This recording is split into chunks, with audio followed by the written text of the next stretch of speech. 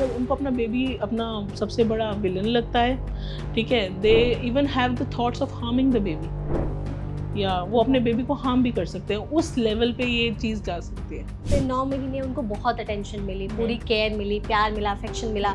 9 महीने के बाद मदर से सारा अटेंशन शिफ्ट होकर के बच्चे पर चला गया। ये भी एक मेजर फैक्टर है पोस्टपार्टम डिप्रेशन का। डेफिनेटली मतलब आप एक कॉमन सा एग्जांपल है कि जब भी मदर डिलीवर होके आती है तो जितने भी रिलेटिव्स जब मिलने आते हैं they all are directed towards the baby. कोई भी आगे मदर से ये नहीं पूछता, इनफैक्ट द हस्बैंड आल्सो। या डेफिनेटली कि तुम कैसे हो। सिम्टम्स बताइए, वार्निंग साइंस जो पार्टनर्स और फैमिली मेंबर्स को देखना चाहिए उन मदर्स में जो आफ्टर बेबी पोस्टपार्टम डिप्रेशन वाले फेज से जा रही हैं, ताकि उन्हें रियलाइज हो जाए कि हाँ समथिंग इज रॉन्ग। बच्चे के साथ एक कनेक्ट बनना, मतलब बच्चे को देखना है बच्चा क्या भूखा है वो है, बट मदर्स नंब हो जाती हैं। they think that the baby has मतलब destroyed their lives। पहले मदर्स को म्यूजिक सुनना बहुत पसंद था, अब नहीं। मदर्स को निटिंग बहुत पसंद थी, पेंटिंग बहुत पसंद थी, बट अब नहीं।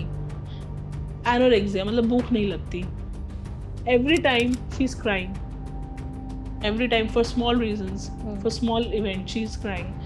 So these are the signs that तो जो फिजिकली चेंजेस होते हैं कि उन्हें पेन बहुत ज़्यादा होता है या बॉडी में चेंजेस हो रहे हैं, खांसने पर, छींकने पर, स्टिचेस पेन कर रहे हैं, इन सब के कारण भी वो बहुत ज़्यादा पेन में रहने की वजह से भी पोस्टपार्टम डिप्रेशन में चली जाती है। डेफिनेटली वो अपने आप को उस फेज में नहीं दे सकते जिसमें वो physically I think 20 kgs up हैं, आईज पफी हैं, लेग्स स्वोलन हैं, ब्रेस्ट इंक्रीज इन साइज है, बाल झड़ रहे हैं, आपके स्टिचेस हैं, पेन है, कितना मेंटल फॉगीनेस होता है। टाइम तक ही रहता है या फिर एक टाइम के बाद खत्म हो जाता है? सी हम 6 मंथ्स तक इसे पोस्टपार्टम डिप्रेशन कहते हैं। आफ्टर डिलीवरी अगर 6 मंथ्स के बाद ये कंटिन्यू होता है तो हम इसको डिप्रेशन का नाम देते हैं। पहले से ही हैं सिम्टम्स पोस्टपार्टम डिप्रेशन के, तो डिलीवरी में भी कुछ अफेक्ट होता है? हाँ, तो जॉन्डिस हो सकता है, मेंटल कैपेबिलिटीज़ कम हो सकती हैं बच्चे की, बेबी की मतलब मैंने आई हैव सीन कि बेबी के हेड इंजरीज भी हो जाती है डिलीवरी के टाइम, ड्यूरिंग द डिलीवरी, क्योंकि इंस्ट्रूमेंट्स यूज होते हैं, फेस पे कट्स हो जाते हैं, सब कुछ हो जाते हैं, मतलब वजाइनल टीयर्स हो जाते हैं, बहुत कॉम्प्लिकेशंस होती हैं। ट्विंस होते हैं या सी सेक्शन होता है या फिर इनफर्टिलिटी वाली जो चीज़ें होती हैं इसकी वजह से भी पोस्टपार्टम डिप्रेशन के चांसेस ज़्यादा होते हैं। यस, ट्विंस होते हैं, सिजेरियन सेक्शंस होते हैं, या इनफर्टिलिटी ट्रीटमेंट के बाद जो प्रेगनेंसीज होती हैं, because woman has gone through so much of mental trauma, मतलब वो ज़्यादा उनको चांस होते हैं आगे डिप्रेशन होने के, क्योंकि जो हार्मोन्स होते हैं उनके जो थाउजेंड्स में चल रहे थे दे कम टू बेसलाइन टू मतलब टेंस। कि प्रेगनेंसी के दौरान हम इन 5-6 बातों का ध्यान रखेंगे तो पोस्टपार्टम डिप्रेशन नहीं होगा। आप अपने सारे ब्लड टेस्ट कराइए, आप अपना देखिए थायराइड लेवल्स क्या हैं, आपका विटामिन B12 क्या है, डी क्या है, आयरन लेवल्स क्या है, अनीमिया तो नहीं है आपको, ठीक है, आपको कोई क्रॉनिक एलिमेंट तो नहीं है, ये सब चीज़ें।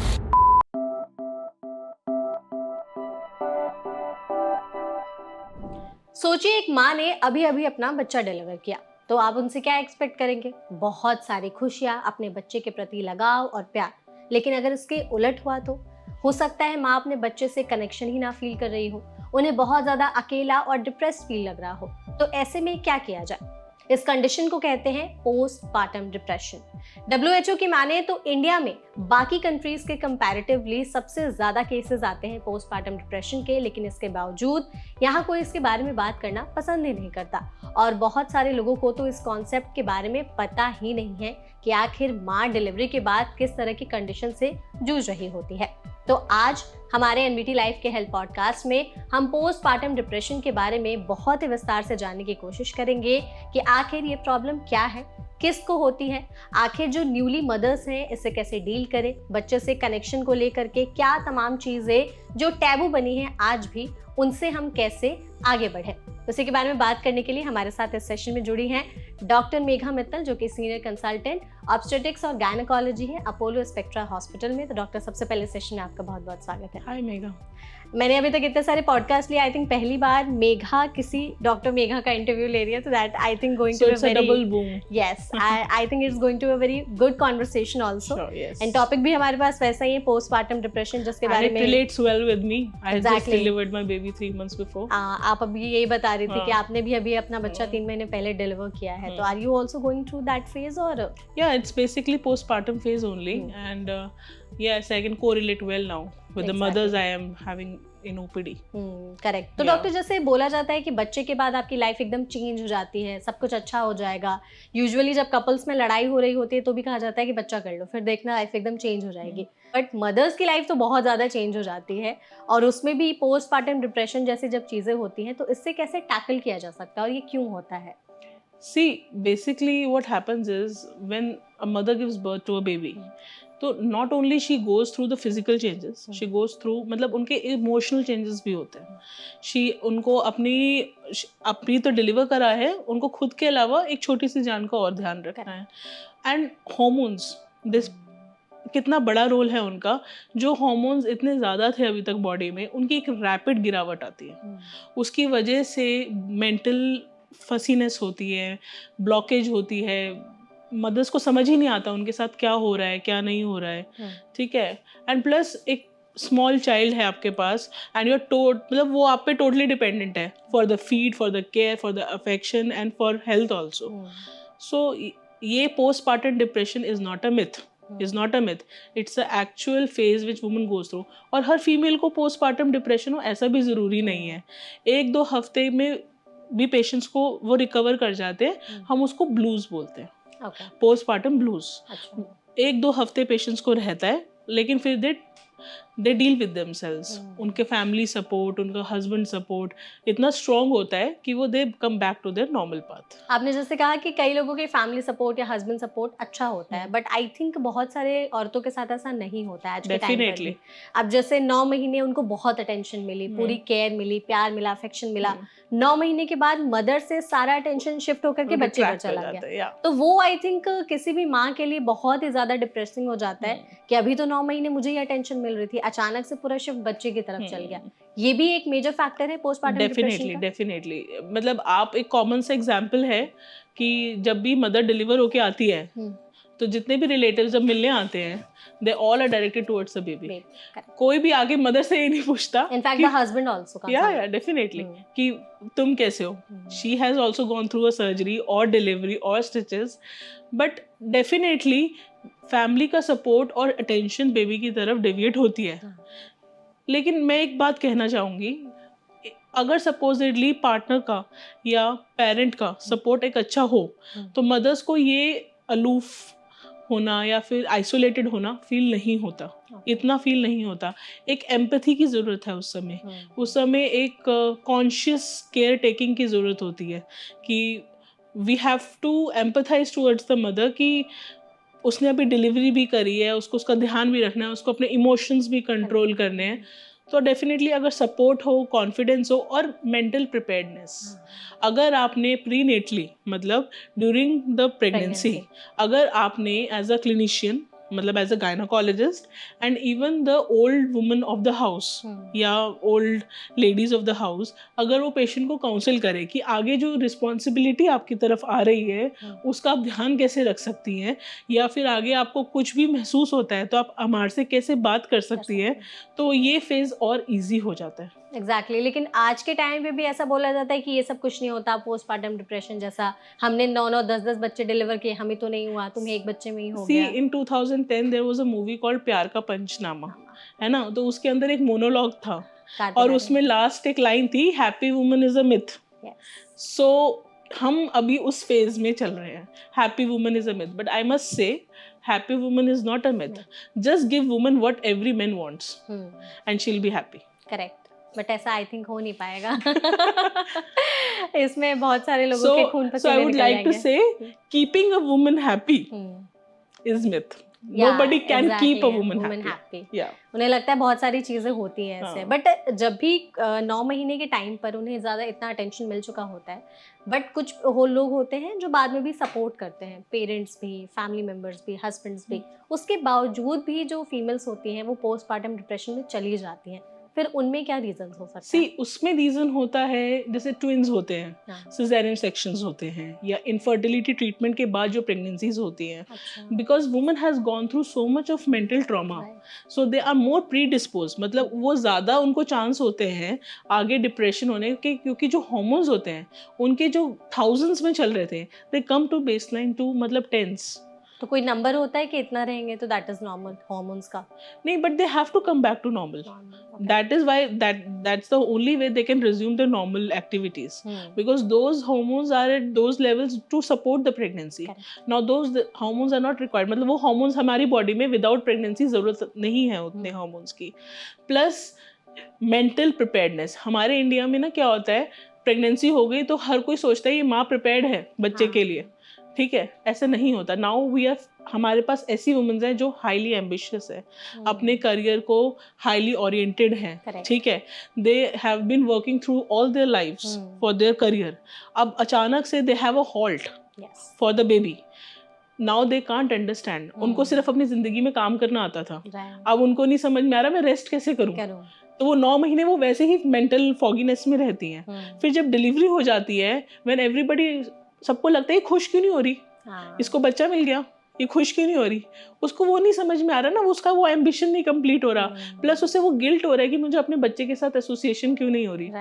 सो ये बहुत मल्टीफैक्टोरियल रीजंस हैं जो कॉमन मॉडर्न वर्ल्ड में हमें इंक्लूड करने चाहिए, बिकॉज पुराना ज़माना पुराना था, अब नया ज़माना है. Females are more aggressive towards their careers, they want to be progressive. आगे उनको अपना बेबी के बाद भी उनको अपना करियर मेंटेन करना होता है. सो हमें एक preparedness, mental preparedness plus patience रखनी पड़ेगी उनके साथ, और उनको patting. I say 3 P's: preparedness, patience and patting. Patting means धक्का, मतलब हाथ रखना है मदर के पीछे. You don't have to tell them that this path is alone, you have to travel this path alone. No, she can't travel it. Exactly. और I think बहुत सारे लोग, जो लेडीज एम्बिशियस होती है, अपने करियर को ज़्यादा मतलब तवज्जो देती हैं, बेबी होने के बाद उन्हें भी बहुत ज़्यादा गिल्ट में डाल दिया जाता है, या उन्हें वैसा फील कराया जाता है कि नाउ तुम्हारी जो बेबी के प्रति रिस्पॉन्सिबिलिटी है that is more than your career. ऐसा भी कई बार फील कराया जाता है. डेफिनेटली. एंड मदर्स को खुद फील होता है. Take my example. See, when I delivered my baby, so I was like totally कि I have to take care of this living thing for at least 1 to 2 years. So it was one fine day that my husband came and he said ki, see, you as a mother, you are taking all your responsibilities, but you have some responsibility as a daughter also. All through your life your father has been working for your career. Now you keeping that thing on hold for one responsibility of yours. You have to take both the responsibilities. Exactly. And that is how you can say a woman can multitask.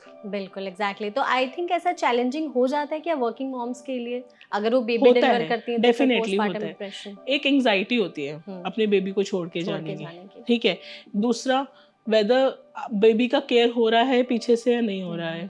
तीसरा, आपका जो आसपास का staff है ना, वो भी आपको, अच्छा 2 ही महीने हुए हैं, अच्छा 1 ही महीने हुए हैं, अच्छा बच्चा दूध कौन सा पीता है, अच्छा आप उसको फेक दूध देते हो, आर्टिफिशियल दूध देते हो, ओहो 6 महीने बाद हो जाता, पैसे की क्या जरूरत है. See, there are multiple things. हमारा सोशल स्ट्रक्चर सपोर्ट नहीं करता. हमारा सोशल स्ट्रक्चर नहीं समझता कि she is a woman who has her own choices. If she choose to formula fed her baby for her career, it's okay. वो उनका बच्चा है, वो उनका बेबी है. She take care of till the time baby healthy है, everything is fine. Correct. आपने जैसे कहा कि बहुत बार जैसे ट्विंस होते हैं या सी सेक्शन होता है या फिर इनफर्टिलिटी वाली जो चीज़ें होती हैं, उसकी वजह से भी पोस्टपार्टम डिप्रेशन के चांसेस ज़्यादा होते हैं. यस, बिकॉज क्या होता है, जब ऐसी हाई रिस्क प्रेगनेंसीज होती हैं तो उनको सपोर्ट करने के लिए हम कुछ मेडिकेशंस चलाते हैं, which are hormones. So already female के अपने हॉर्मोन्स हैं, and we are boosting all other hormones plus bed rest. ठीक है, plus loneliness plus isolation. Correct. आपको मतलब फैमिली समझती है रेस्ट कर रही है, but nobody to talk to, resting alone on bed. No human being can tolerate that. Only a mother can tolerate. वो भी 9 महीने के लिए. Yeah, only a mother. There was this one patient of mine जिसको placenta प्रियो, मतलब जो ओलनाल होती है बच्चे की, जिससे वो अटैच होता है, वो भी नीचे थी. प्लस वो 40 years old थी. She was a corporate woman. She was holding a very big office of her own. ठीक है, और उनको IVF के बाद बेबी हुआ था. प्लस उन्हें पूरी प्रेगनेंसी ब्लीड होता रहा.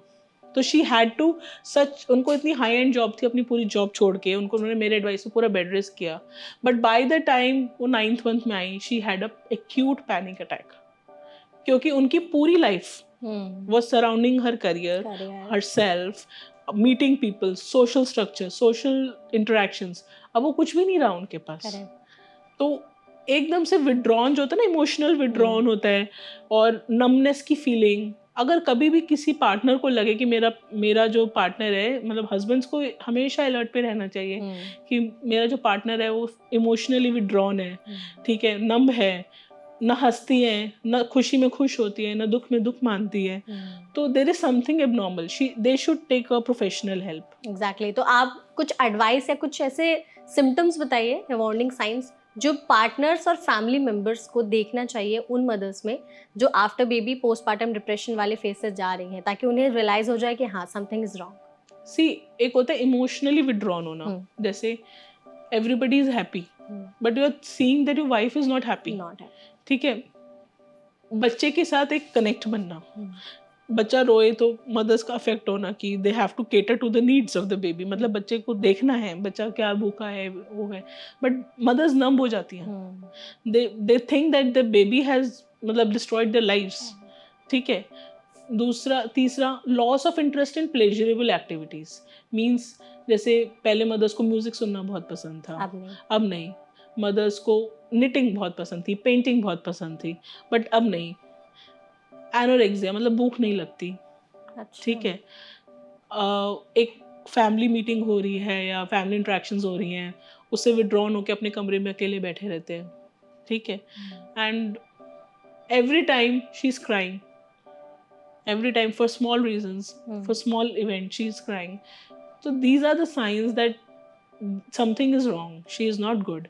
We have to be, मतलब the family has to take her into confidence, they have to talk to her, मतलब उनको बात करनी पड़ेगी क्या फील हो रहा है क्या, और उनकी किसी भी सिम्टम को हमें इग्नोर नहीं करना है कि ये तो सबके साथ होता है, सबके साथ होता होगा, लेकिन उनके साथ हो रहा है उनके लिए अलग है, सबकी बॉडी भी अलग होती है। हाँ, मतलब उनके लिए अलग है, उनको वो फीलिंग कुछ अलग ही लग रही है। और जहाँ पे अगर हस्बैंड्स या मदर्स या इन लॉज या मदर्स को लगता है नहीं हम डील नहीं कर पा रहे, तो सीक प्रोफेशनल हेल्प, मतलब it really helps rather than them going into depression. Just catch the thing very early, मतलब बहुत अर्ली पकड़ लोगे तो वो उनका कनेक्ट भी अपने बच्चे से अच्छा बन जाएगा। And failure of lactation, major cause of postpartum depression जो होता है, फेलियर ऑफ लैक्टेशन कर देता है, मतलब मदर्स का मिल्क ही नहीं आता, क्योंकि कॉर्टिसोल लेवल्स एक हार्मोन होता है वो बॉडी में इतना बढ़ जाता है कि मिल्क प्रोडक्शन बंद हो जाती है, फिर वो बच्चे को दूध नहीं पिला पाए, फिर वो गिल्ट आता है और कि मेरा बच्चा फॉर्मूला पे आ गया। So it becomes a vicious cycle.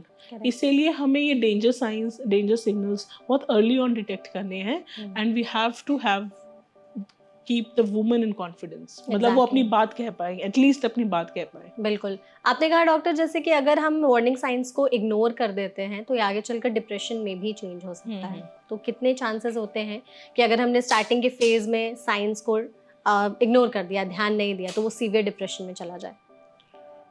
सी, ऐसा कोई सेट स्टार्ट्स नहीं है, बट यूजुअली देखो it depends upon the woman, ठीक है। समटाइम्स 1-2-3 हफ्ता लगता है and they come back on the track, they seek professional advice, and now women are very मतलब they have a lot of knowledge, and plus virtual media has grown so well कि उनको पता चल जाता है मेरे साथ हो क्या रहा है। बिल्कुल, that's why we are doing this podcast only. मतलब कोई एक लेडी एक वो रील या हमारा पॉडकास्ट देख लेगी, उसको पता चल जाएगा कि नहीं मेरा सिम्टम इज वेरी कॉमन, जो मैं फील कर रही हूँ, मैं अगर प्रोफेशनल हेल्प लूंगी तो मैं ठीक हो जाऊंगी। They are not dependent now on others, ठीक है। लेकिन हाँ, डेफिनेटली अगर वो कॉन्फिडेंस, वो इमोशनल सपोर्ट एंड वो डायग्नोसिस नहीं बन पाता तो डेफिनेटली सीवियर केसेस भी आते हैं। इनफैक्ट आप डिप्रेशन की बात करो, आई हैव सीन पेशेंट्स जो साइकोसिस में चले जाते हैं। साइकोसिस होता है एक तरह की मैडनेस। अच्छा। या दे आर जस्ट, मतलब उनको अपना बेबी अपना सबसे बड़ा विलन लगता है, ठीक है। They even have the thoughts of harming the baby, या वो अपने बेबी को हार्म भी कर सकते हैं, उस लेवल पे ये चीज जा सकती है। उनको सुसाइडल थॉट्स वगैरह भी आते हैं? उनको सुसाइडल थॉट्स भी आते हैं। तो ऐसे केसेस आपने हैंडल किए हैं? I was at Safdarjung Hospital only, मतलब and we had heard cases from sisters only कि उनको इतना severe psychosis था एक patient को, they try to jump off the building. Okay, तो this can also happen. Yeah, definitely. और फिर कैसे डील किया फिर आपने, थोड़ा सा उनके लिए ड्रग्स होते हैं, okay they are antipsychotic medications, मतलब प्रोफेशनली उसको डील करा जा सकता है and it can be reversed. अच्छा These things are not permanent. It can be reversed. Plus क्या होता है ना, हिस्ट्री ऑफ मेंटल इलनेस पहले से अगर पहले से, जैसे किसी स्किज़ोफ्रेनिक पेशेंट को डिलीवरी हुई तो दे आर मोर चांसेस कि वो उसमें उनको कन्वर्ट हाँ हो जाए. उनको ये कन्वर्ट हो जाएगा. या फिर जिसको पहले से ही बाइपोलर डिसऑर्डर था या किसी को पहले से ही एंग्जाइटी या डिप्रेशन की प्रॉब्लम था, तो दे आर मोर चांसेस. तो जब ऐसे मेंटल इलनेस होती है तो एक गायनोकोलॉजिस्ट को मैं ये बात बोलना चाहूँगी कि उनको अपने अपने जैसे हमारे ना एक एंटीनेटल कार्ड होता है, उसमें लिखे रहते हैं हिस्ट्री ऑफ प्रायर एलिमेंट्स, कितने बेबीज़ हैं, कितने डिलीवर हुए, कोई अबॉर्शन तो नहीं हुआ. हमारे उस कार्ड में कभी नहीं लिखा होता हिस्ट्री ऑफ मेंटल इलनेस. हाँ ठीक है, चेक ही नहीं करते हैं. यस, एक ब्लॉक ज़रूर होना चाहिए हिस्ट्री ऑफ मेंटल इलनेस.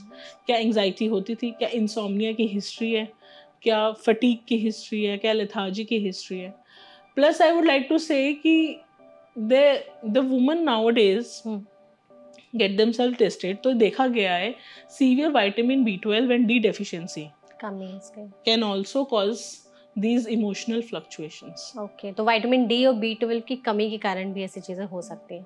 तो डॉक्टर अगर प्रेगनेंसी के टाइम पर ही हम कुछ बातों का ध्यान रख दें तो क्या आगे चल के पोस्टमार्टम डिप्रेशन से डील किया जा सकता है या वो कम होने के चांसेस होते हैं? हाँ, तो कुछ ऐसे 5 चीज़ें जो आप बताएंगी जो भी लेडीज अभी प्रेग्नेंट है या उस फेज से गुजर रही है या प्लान करना चाहती हैं कि प्रेगनेंसी के दौरान हम इन 5-6 बातों का ध्यान रखेंगे तो पोस्टमार्टम डिप्रेशन नहीं होगा. पहले प्रेगनेंसी के दौरान क्यों, मैं प्रेगनेंसी से पहले ही हाँ प्रेगनेंसी में पहले होता है प्रिपेयर्डनेस. करेक्ट. आप अपने सारे ब्लड टेस्ट कराइए, आप अपना देखिए थायराइड लेवल्स क्या हैं, आपका विटामिन B12 क्या है, डी क्या है, आयरन लेवल्स क्या है, अनीमिया तो नहीं है आपको, ठीक है, आपको कोई क्रॉनिक एलिमेंट तो नहीं है, ये सब चीज़ें डायग्नोज करें. चेक करना. Once you are pregnant then after pregnancy you have आपको अपने आप को प्रिपेयर करना है आगे के फेज के लिए कि आगे जब बेबी हो जाएगा तब मैं कैसे अपने आप को मैनेज करूँगी. अगर मुझे अपना करियर है तो मुझे अपने थिंग्स कैसे मैनेज करनी है.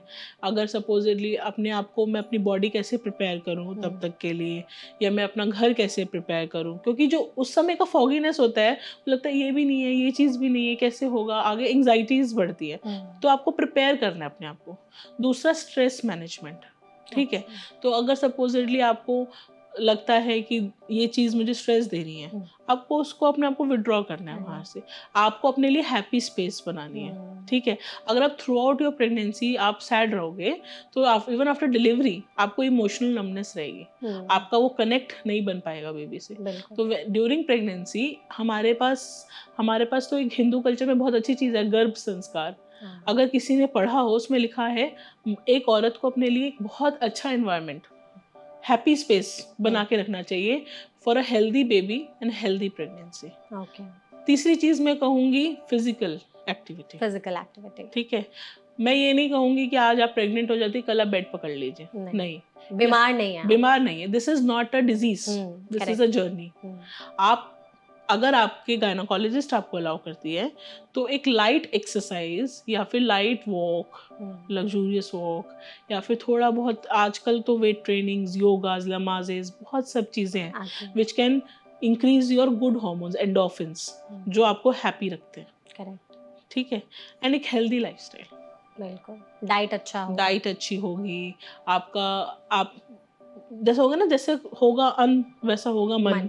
तो अगर आप अच्छा खाओगे तो अच्छा, अगर आप क्लीन डाइट लोगे अपनी तो आप क्लीन रहोगे, you will be happy.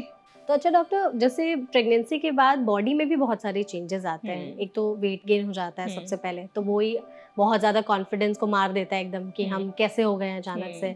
Hair fall इतना ज़्यादा होता है. तो इन सब के कारण भी क्या बहुत ज़्यादा जो लेडीज़ हैं वो खुद को लेस अलोन फील करती हैं एकदम? क्योंकि क्या होता है ना, हम एज ओल्ड एक हमारी कन्विक्शन है कि फीमेल्स अपने आप को मिरर के थ्रू असेस करती हैं. करेक्ट. ठीक है, you have to be perfect for as a wife, as a daughter and as a now mother.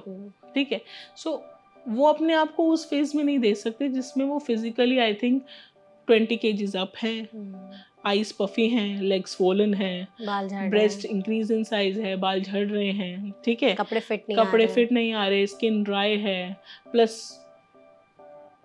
You are not allowed to eat what you want to eat, है ना, आपके stitches हैं, pen है, इतना mental फॉगीनेस होता है.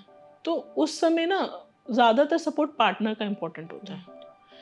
तो ये जो आपको बॉडी इश्यूज होते हैं ना, जितना पार्टनर आपको गाइड कर पाएगा ना इसमें, मतलब प्रैक्टिकली, उतना और कोई आपको सेटिस्फाई नहीं कर पाएगा। बिल्कुल। आपकी प्रॉब्लम्स को वो कोई नहीं समझ पाएगा। मतलब, और दूसरी बात ये भी है कि not every woman need to have hair fall. जरूरी नहीं है। कुछ वुमन तो मेरे पास आती है प्रेगनेंसी से पहले, उन्हें टेंशन होती है, मैम कोई दवाई दे दो कि मेरे ना प्रेगनेंसी के बाद ना बाल ना झड़े।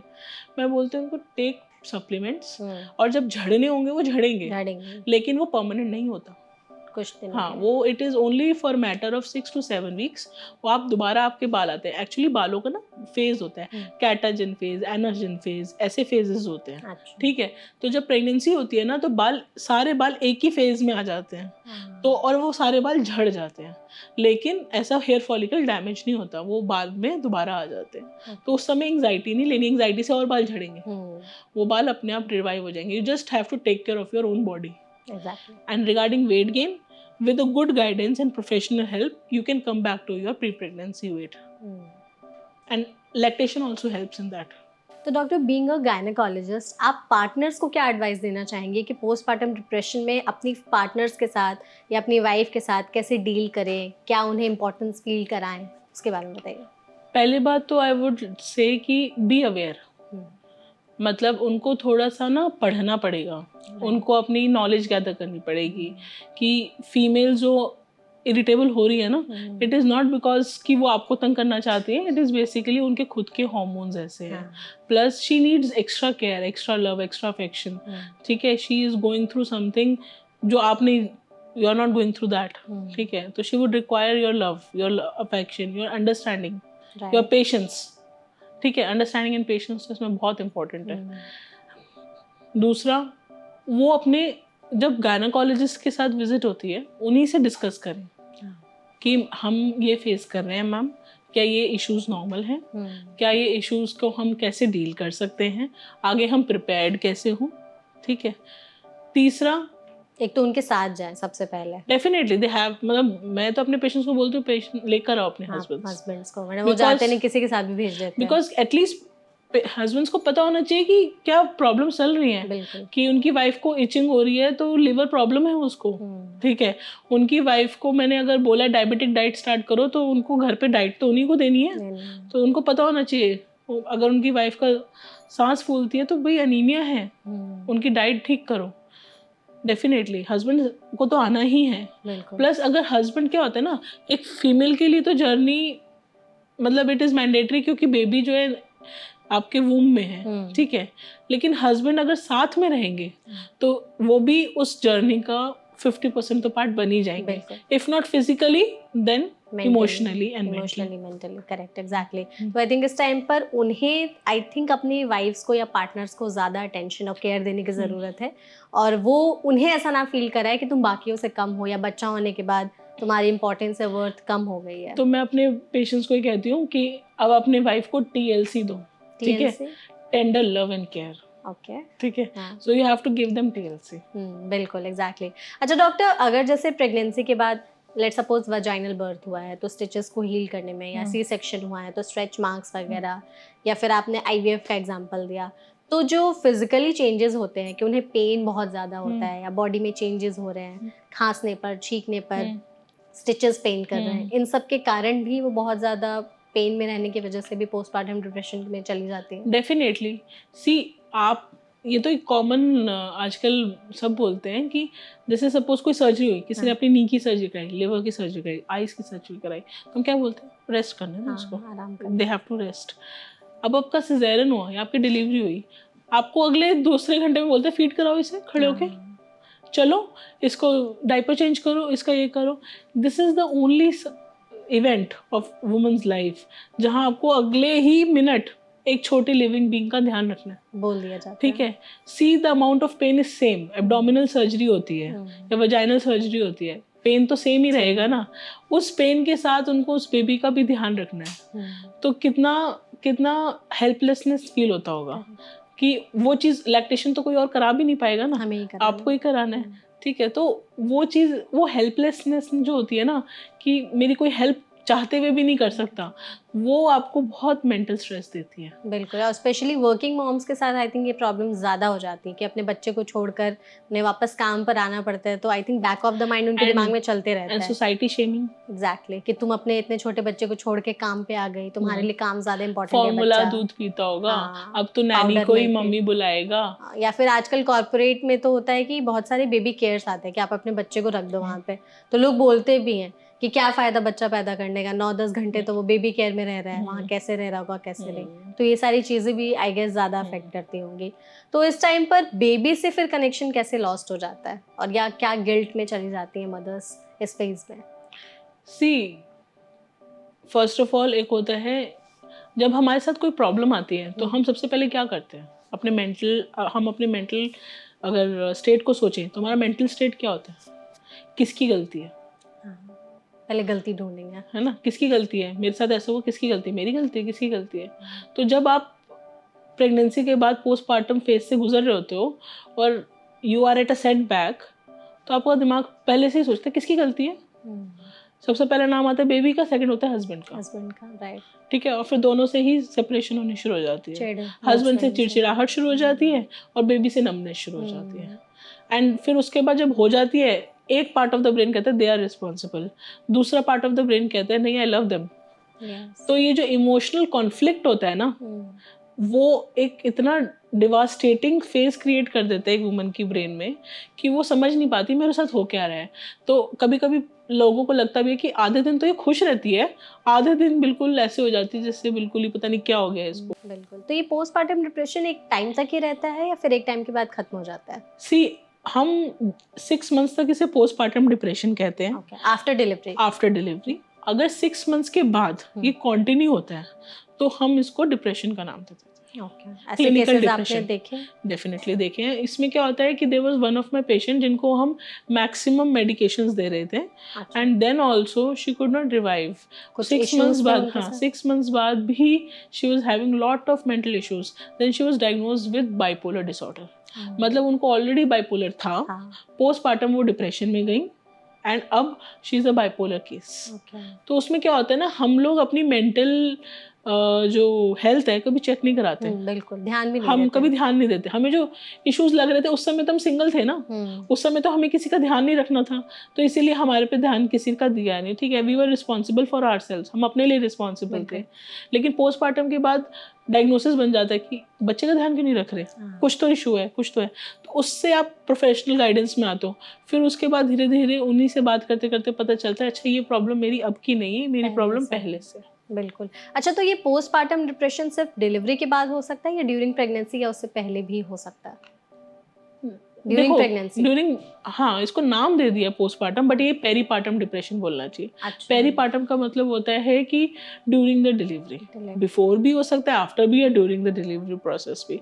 मतलब मैं तो अपने पेशेंट्स को बोलती हूँ postpartum is a myth, it is peripartum. वो कॉन्टिन्यूटी की चीज होती है जो आपको पोस्टपार्टम में ज्यादा एलिसिट होती है, बिकॉज आपको वो रिस्पॉन्सिबिलिटीज आ जाती है। अब आप दो लोगों को, खुद को भी और अपने बच्चे को भी हैंडल कर रहे हैं। तो क्या इसकी वजह से अगर उन्हें पहले से ही हैं सिम्टम्स पोस्टपार्टम डिप्रेशन के, तो डिलीवरी में भी कुछ अफेक्ट होता है? हाँ, या लेबर पेन में? लेबर पेन्स में क्या होता है कि कुछ पेशेंट्स ना बड़े फिक्सेटेड होते हैं कि मुझे नॉर्मली करानी है डिलीवरी, ठीक है, उनको मेंटली प्रिपेयर नहीं किया जाता कि भाई अगर नॉर्मल नहीं हो पाए we have an another method, caesarean section. But हमारी सोसाइटी में सिजेरियन को इतना शेम कर दिया गया है कि उस समय उनको लगता है नहीं कैसे भी कर दो, नॉर्मल कर दो, बट उसके रेपरकशंस लोगों को नहीं पता। Keeping the baby prolong labour में उनको जॉन्डिस हो सकता है, मेंटल कैपेबिलिटीज कम हो सकती हैं बच्चे की। बेबी की मतलब मैंने आई हैव सीन कि बेबी के हेड इंजरीज भी हो जाती है डिलीवरी के टाइम, ड्यूरिंग द डिलीवरी, क्योंकि इंस्ट्रूमेंट्स यूज होते हैं, फेस पे कट्स हो जाते हैं, सब कुछ हो जाता है, मतलब वेजाइनल टीयर्स हो जाते हैं, बहुत कॉम्प्लिकेशंस होती हैं। तो जब फीमेल प्रिपेयर्ड नहीं होती ना during the course of labour, the things can change. As planned जरूरी नहीं है जाए, वैसे जाए। Obstetrics is just single branch जो इतनी डायनेमिक है, मतलब एक पल आपका पेशेंट बिल्कुल ठीक है, दूसरे पल कुछ भी हो सकता है। इसलिए फीमेल्स जो गायनेकोलॉजिस्ट होती है वो बड़े हाई अलर्ट पे होती है जब एक डिलीवरी हो रही होती है। बिल्कुल। तो डेफिनेटली अगर सपोजिटली आप एक स्ट्रेस में हो, मेंटल स्ट्रेस में होंगे, तो ड्यूरिंग द डिलीवरी कोर्स आपका वो स्ट्रेस लेवल रहेगा, you will not be happy, आपको लेबर पेन्स नहीं झेले जाएंगे, लेबर पेन्स का थ्रेशोल्ड आपका कम हो जाएगा, a single pain you will say कि मेरा सिजेरियन कर दो, ठीक है, मेंटली प्रिपेयर्ड नहीं है, लास्ट टाइम पे एकदम से पुश करने में पेशेंट्स को दिक्कत होती है, एग्जॉस्टेड हो जाते हैं बिल्कुल emotionally, lots and lots of issues. There was this one patient of mine की मतलब डिलीवरी हो रही थी एंड लास्ट स्टेज में उनका जो था ना डिसेंट नहीं हुआ, बेबी का हेड नीचे नहीं आया, अच्छा। तो we have to take her to delivery, मतलब सिजेरियन सेक्शन में मतलब शी गॉट सो मतलब overwhelmed with all this experience, मतलब that lady didn't allow the anaesthetist to give spinal anaesthesia. अच्छा, मतलब उन्होंने उसको अलाउ ही नहीं किया, she was not sitting calmly, मतलब वो इतने हाइपर हो गए उस समय कि she could not sit only. फिर उसके बाद उनको जनरल एनेस्थीसिया दिया गया। General anaesthesia is again very dangerous for the baby out भी जल्दी होना चाहिए, बहुत कॉम्प्लिकेशंस होती है। तो इसीलिए mental health and maternal mental health तो बहुत इंपॉर्टेंट है, पहले से ही प्रिपेयर करके रखना। डेफिनेटली, मतलब लास्ट टाइम पे पेशेंट को बता देना चाहिए हमारा प्लान ऑफ एक्शन ये है, but the course can change as per the baby and your health. Exactly. तो आप कुछ ऐसी 4-5 चीजें बताइए जो लेडीज को अभी से ध्यान में रखनी चाहिए। आप जैसे कह रही थी ना कि प्री केयर बहुत ज्यादा जरूरी है, उसके बारे में। First of all your nutrition level, okay, आपका न्यूट्रिशन कैसा है, आपका बिल्ड कैसा है, आप ओबीज है तो अपने बॉडी वेट पे आए, आप लीन है तो आप बॉडी वेट पे आए, अपने आइडियल बॉडी वेट पे आए। आपको कोई प्री एग्जिस्टिंग इलनेस है, जैसे अगर सपोजली आप डायबिटिक हैं, हाइपरटेंसिव हैं, तो उसको ऑप्टिमाइज करें प्रेगनेंसी से पहले। तीसरा, आपको आपका जो vitamin B12 and D and iron levels कराने ही कराने हैं, चेक कराने चाहिए।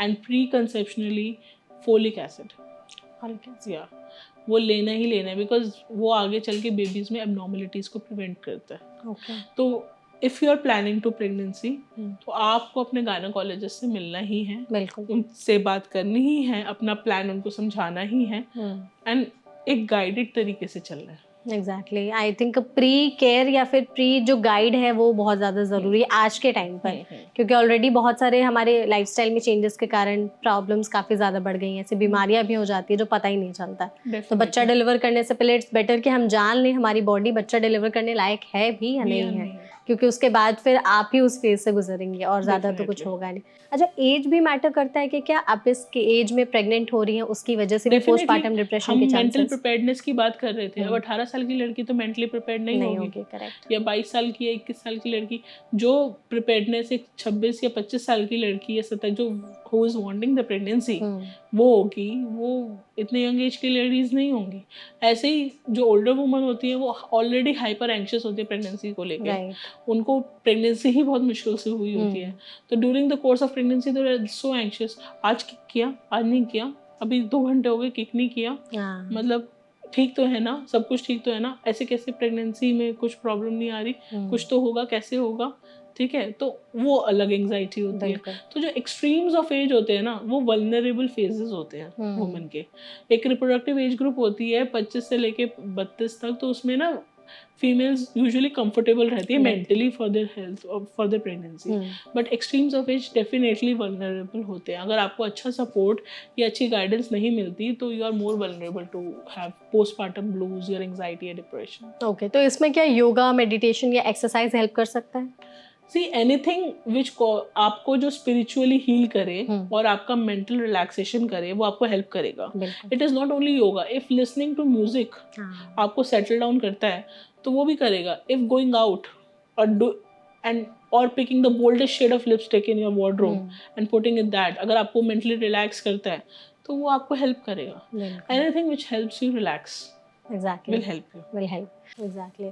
और वो वार्निंग साइंस क्या हैं जो हमें देखने चाहिए कि अब हम पोस्टपार्टम डिप्रेशन में जा सकते हैं ताकि हम अलर्ट हो जाए? Emotional numbness, okay, feeling of doom, मतलब क्या होता है, शाम तक आते थे पेशेंट को लगता है कुछ हो जाएगा, समथिंग विल हैपन। अच्छा, इसमें हम feeling of doom, negative feeling, हाँ, कि ऐसा लगता है कि कुछ हो जाएगा, घबराहट हो जाएगी, कुछ मतलब कुछ there would something would happen and my whole life will be destroyed, ये एक फीलिंग आती है पेशेंट्स को। तीसरी चीज़ होती है कि सब बैठ के हंस रहे हैं तो गुस्सा आता है, सब हंस क्यों रहे हैं, ऐसा क्या हुआ है जो हंस रहे हैं, खुश होने वाली क्या बात है, उठ के चले जाने का मन करता है वहाँ से। चौथी चीज़ होती है बेबी से रिलेटेड किसी भी चीज़ से चिड़चिड़ाहट मचती है, दूध पिलाना, diaper दूध change पिलाना करना। या कपड़े आने या फिर बेबी के बारे में कोई फ़ोन पे पूछे बेबी कैसा है, मतलब फिर चिड़चिड़ाहट सी हो जाती है कि रख दो फ़ोन। ठीक है। पांचवी चीज़ रात को नींद ना आना, इंसोम्निया। एंड एक चीज़ मैं जो गायनाकोलॉजिस्ट, जो मेरे पर्सनल प्रोफेशनल एक्सपीरियंस है, अगर आपकी मदर फेलियर ऑफ लैक्टेशन से आई है, do assess their mental health. That don't say कि आपको हम मेडिकेशन दे देते हैं, गैलेट ग्रेन्यूल्स दे सकते हैं, ये सकते हैं, वो सकते हैं, do give them that, but do assess their mental health. Sometimes, most of the times, this is the only reason that they have a failure of lactation. कि वो अपने बच्चे को दूध नहीं पिला पा रही हैं। Because cortisol इतना high है, stress इतना high है, lactation नहीं हो पाती। Exactly, और जैसे बात बात पे रोना, मूड स्विंग्स, चिड़चिड़ापन, ये सारी चीज़ें अगर दिखने लगे, और उसके अलावा भी आपने जितने सिम्टम्स बताए, प्रोफेशनल हेल्प लेने के लिए क्या ऑप्शंस अवेलेबल हैं? See, एक तो ना आप अपने गायनाकोलॉजिस्ट के जिनका फॉलोअप में हो ना, easiest way वो है। ओके, ठीक है। दूसरी चीज़ होती है साइकेट्रिस्ट। ठीक है। बट एक हमारी सोसाइटी में ना एक टैबू है कि आप साइकेट्रिस्ट के पास क्यों गए, क्या हो गया, आपको मेंटल हेल्थ में कुछ प्रॉब्लम है, पागल तो कुछ नहीं इश्यू तो नहीं हो गए। हाँ, तो seek professional help, even if you are seeking it without telling anybody. ठीक है। एंड प्लस आजकल तो कॉर्पोरेट्स, हमारे जो कॉर्पोरेट्स हैं या फिर जहाँ पे आप वर्क करते हो, they are so well equipped. अगर वहाँ पे आप अपनी जो मेंटल, यहाँ पे सब हर जगह मेंटल हेल्थ का एक कोच रहते हैं। हाँ, कोच रहते हैं। अगर आप उन्हें बता दो, they will guide you through that.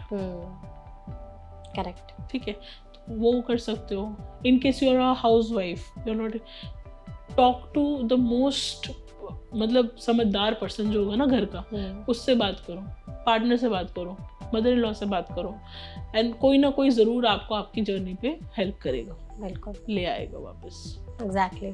तो आई गेस इस सेशन में हमने पोस्टपार्टम डिप्रेशन के बारे में बहुत ही अच्छे से बात कर ली। आई होप आपने इस सेशन को एंजॉय किया होगा। डेफिनेटली, बिल्कुल। थैंक यू सो मच, आप इस प्लेटफॉर्म पर हमारे साथ जुड़े, and thank you so much audience. I hope postpartum depression से रिलेटेड जितने भी सवाल आपके मन में होंगे, उन सभी सवालों के जवाब देने की कोशिश डॉक्टर ने की है।